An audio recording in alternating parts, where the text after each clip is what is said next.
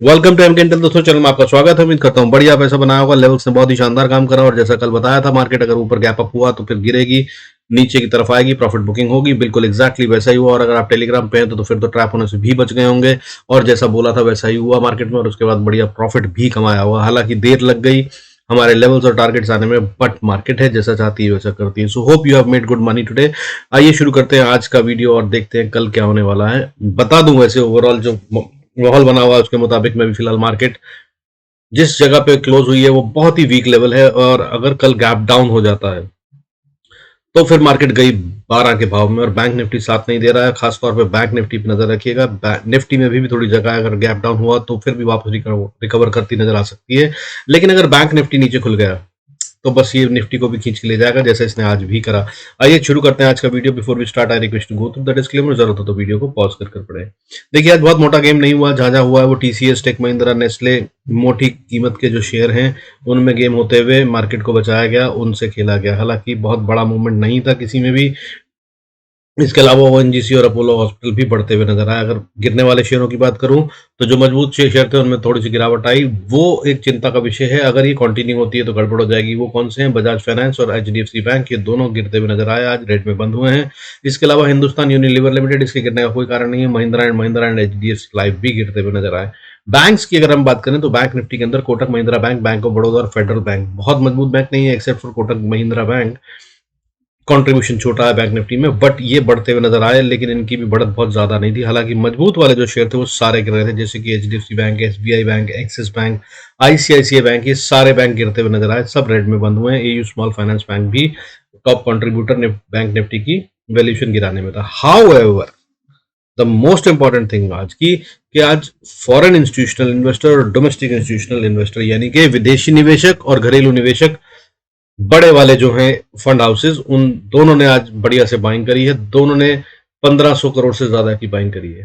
Foreign वालों ने, विदेशी वालों ने 1577 करोड़ से ज्यादा की बाइंग करी, और डीआईआईज ने 1570 करोड़ से ज्यादा की बाइंग करी। और ये है एक अच्छा साइन, जिसका मतलब ये है कि रिटेल से माल निकलवाया गया, और इसका मतलब ये है कि मार्केट ऊपर जाने की कोशिश जरूर करेगी। बट क्या सीधी जा रही है अभी तो फिलहाल नहीं लग रहा है। कल तो गैप डाउन होता हुआ नजर आ रहा है, लेकिन इवेंचुअली अगर आप इन्वेस्टर हैं, लॉन्ग टर्म में बैठे हैं, तो आप चिंता मत कीजिए। तो इसका मतलब ये है कि मार्केट में बहुत बड़ा खतरा तो नहीं है, बट अभी फिलहाल साइड डाउनवेज है। अगर मंथली बात करें तो देखिए, एफआईआईज जो फॉरेन इंस्टीट्यूशनल इन्वेस्टर हैं वो बहुत बेच रहे थे माल, और अब उनका बिकवाली ऑलमोस्ट जीरो होती हुई नजर आ रही है। अब पूरे मंथ फरवरी की जो बिकवाली है उनकी सिर्फ और सिर्फ 344 करोड़ रह गई है, जिसका मतलब ये है कि वो पॉजिटिव में आते नजर आ रहे हैं। और मार्च वैसे भी हमारे लिए बहुत इंपॉर्टेंट महीना होता है, तो मार्च शुरू होते तक हमारे पास बढ़त की तेजी की तरफ डायरेक्शन हो सकती है, बहुत हाई चांसेस हैं।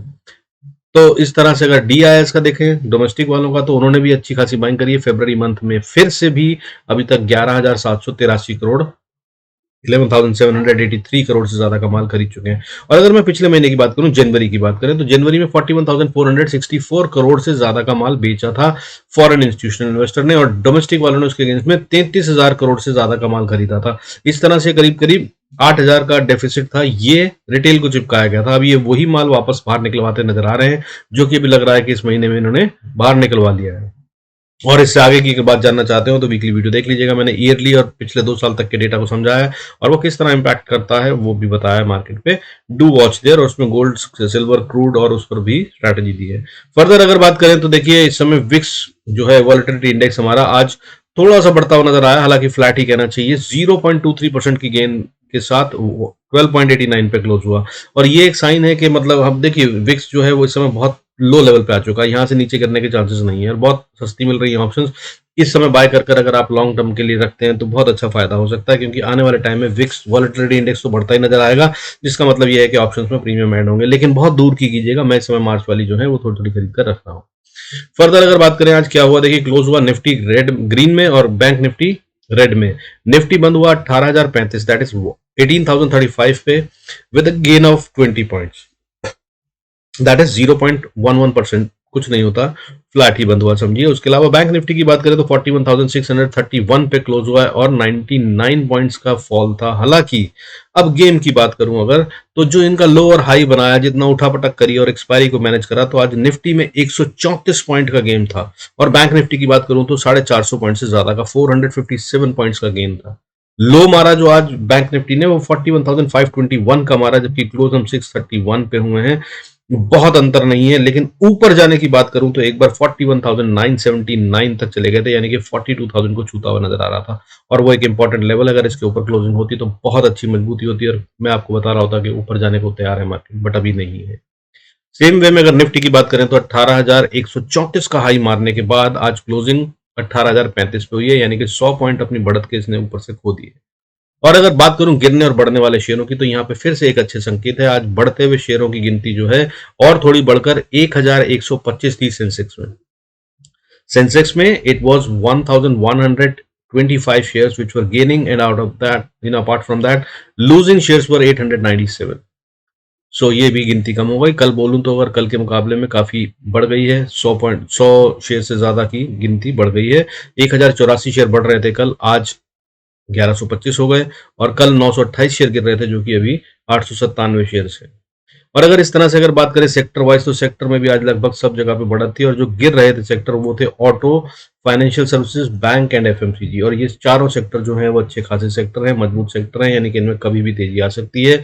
इनको गिराया गया था माल निकालने के लिए। हालांकि जो बढ़ते हुए सेक्टर नजर आए उनमें कुछ चिंता के क्षेत्र हैं, जैसे कि फार्मा आज बढ़ रहा था, लेकिन उसके अलावा बाकी सब मजबूती में है। जैसे कि आईटी आज बढ़ रहा था, रियलिटी आज बढ़ रहा था, metal, small cap, mid cap, pharma, infra, energy, media, ये सब बढ़ते हुए नजर आए। और इनमें कमजोर सेक्टर की बात करूं तो मुझे जो लगता है वो सिर्फ फार्मा है, उसके अलावा कहीं और ज्यादा कमजोरी नजर नहीं आती। हालांकि डॉलर के बढ़ने से आईटी को हिट हो सकता है, उस पर नजर बनाए रखिएगा। अब अगर शेयरों की बात करें तो देखिए आज भारत डायनामिक्स ने भयंकर बढ़त दिखाई।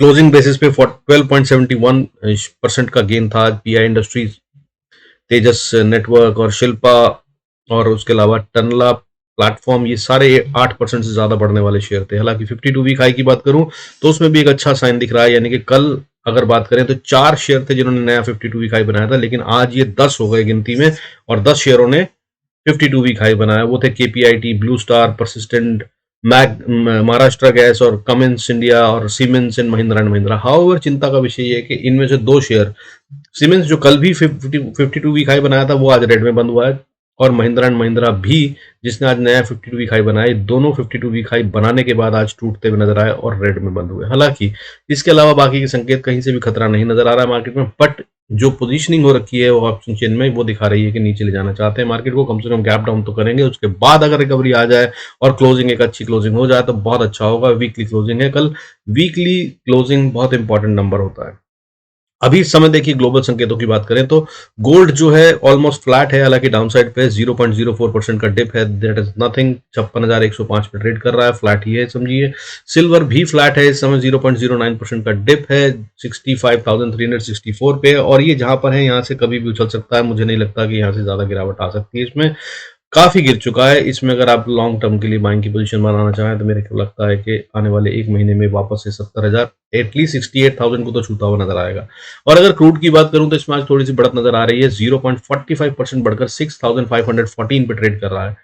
और अगर इस समय सिंगापुर निफ्टी की बात करें, जो एसजीएक्स निफ्टी है, जिससे हमें पता चलता है कि फॉरेन इंस्टीट्यूशनल इन्वेस्टर्स जो हैं वो क्या प्रोग्राम बना रहे हैं कल के लिए, तो वहां पर कुछ खास संकेत नहीं है, फ्लैट है। इस समय 0.09% का डिप है, और 18,052, दैट इज 18,052 पे ट्रेड कर रहा है, यानी कि 15 पॉइंट का ऊपर नीचे कर रहा है इस समय। और अगर डॉलर की बात करें जो मोस्ट इंपॉर्टेंट है, तो ये अभी भी क्रिटिकल लेवल पे बना हुआ है। हालांकि आज इसमें एक अच्छी गिरावट आई है 0.2% की, और 82.72 पे ट्रेड कर रहा है, बट फिर भी 83 के बहुत नजदीक है। अगर ये 83 के पार जाता है तो मैं रोज बता रहा हूं आपको, मार्केट को एक बड़ा धक्का मिल सकता है और इससे मार्केट को गिरा सकते हैं। इस पे नजर बनाए रखिएगा। अब इसके अलावा अगर बात करूं तो देखिए टोटल में कल की मार्केट के लिए क्या करना जरूरी है, वो ये है कि ओपनिंग बहुत इंपॉर्टेंट है, और ओपनिंग के बाद क्या डायरेक्शन पकड़ता है। अगर गैप डाउन होता है और उसके बाद मार्केट वापस रिकवर नहीं कर पाती अपने ओपन को, तो फिर या ओपनिंग या जो भी हाई बने पहली 10-15 मिनट में, अगर उसको रिकवर नहीं कर पाती मार्केट, उसको तोड़कर ऊपर नहीं जा पाती, तो मार्केट में एक अच्छी वीकनेस आती हुई नजर आ रही है, एक बड़ा फॉल आ सकता है। नंबर्स नोट कर लीजिएगा, वो बताऊंगा। हालांकि मैं आपको बता दूंगा निफ्टी में भी स्ट्रेंथ दिख रही है मुझे। बैंक निफ्टी बहुत कमजोर होता नजर आ रहा है, कहीं से भी बढ़ता हुआ नजर नहीं आ रहा, लेकिन इसने पहले भी कई बार ऐसे साइंस दिए, लेकिन ये गिरता नहीं है, इसलिए मुझे इसमें थोड़ी सी चिंता कम है।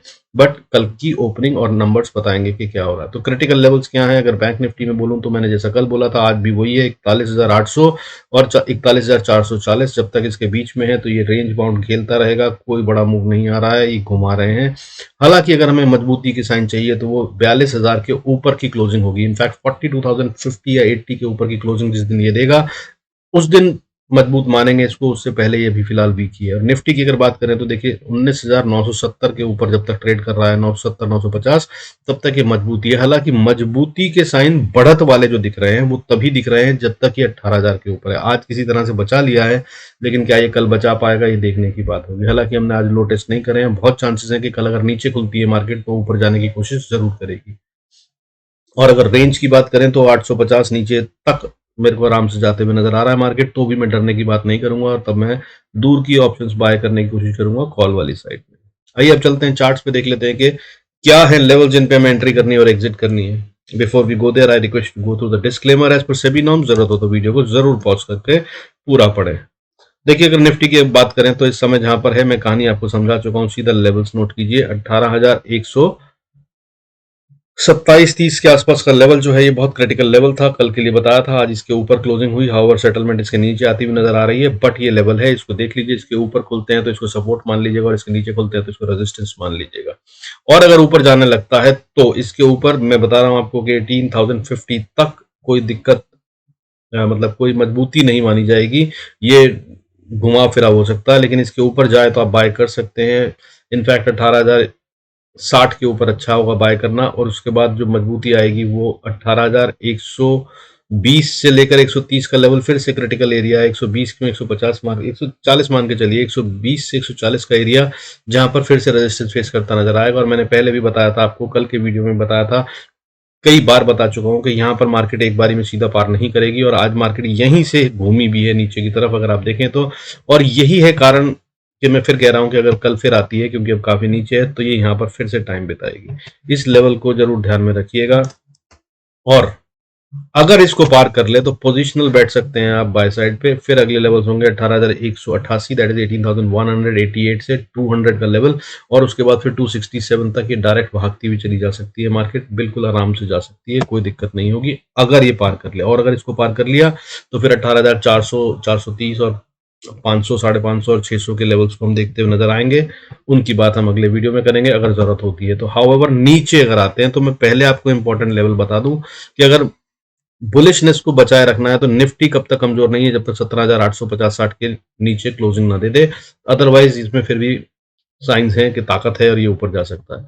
अब अगर यहां से नीचे की बात करें, डायरेक्टली लेवल जहां पर है 18,015 पे सेटलमेंट पे क्लोजिंग आई है निफ्टी 50 की, तो अगर ये नीचे जाने लगता है तो फिर से 30, तो मैंने आपको बताया इंपॉर्टेंट लेवल है, इसके नीचे खुले या ऊपर खुले उस पर डिपेंड करेगा, इसको सपोर्ट या रेजिस्टेंस मान लीजिएगा। और इसके नीचे जाता है तो एक मजबूत सपोर्ट 17,970 के आसपास भी आती है, 17,970 पे। अब अगर इसको तोड़ दिया तो फिर 17,914, और इसको तोड़ दिया तो फिर 17,845, और उसको तोड़ दिया तो 17,790 will be a crucial level. इसके नीचे नहीं जाना चाहिए निफ्टी को, झटके में भी नहीं जाना चाहिए। However last hope will be 17,730। इसके पार गया तो फिर ये जा रहा है, थोड़ा टाइम बिताएगा 17,652 के पास, और वहां से फिर ये नई डायरेक्शन लेके नीचे जाता हुआ नजर आएगा। कल इतना ही बहुत होगा मेरे ख्याल से, अगर इससे ज्यादा की जरूरत होगी तो अगले वीडियो में बात करेंगे। With this I conclude this video, and thank you so much for watching it completely, and thank you so much for staying connected. God bless us all. अच्छा लग रहा है, फायदा हो रहा है तो do like and subscribe, और हो सके तो share the video. I'll be thankful. Thank you so much. God bless us all. See you in next video. और अगर लाइव मार्केट चाहते हो सपोर्ट तो don't forget to join MK Intel Peaceful Earnings, link description में है, और बहुत अच्छे इंपॉर्टेंट लर्निंग वीडियोस हैं उनको अगर आप चाहते हो देखना तो फ्री में अभी फिलहाल अवेलेबल हैं, और एक बहुत ही शानदार स्ट्रैटेजी जिसने आज काम करा, जिसके तहत में मैं आज ट्रेड कर रहा था और बहुत स्ट्रांगली बताया था कि मार्केट ऊपर जा ही नहीं सकती, वो बॉलिंजर बैंड ट्रिक भी आज उसमें डाली हुई है, उसको देखना मत भूलिएगा। एक ही लॉट में 10,000 के 20,000 बन जाते हैं उससे, और उसमें ही ट्रेड कर कर आज पूरा का पूरा मूव मैंने कैप्चर करा और टेलीग्राम पे भी बताया। Don't forget to watch this. इसके अलावा भी काफी अच्छी वीडियोस हैं। With this I conclude this video. Thank you so much. Signing off. Good night. God bless us all.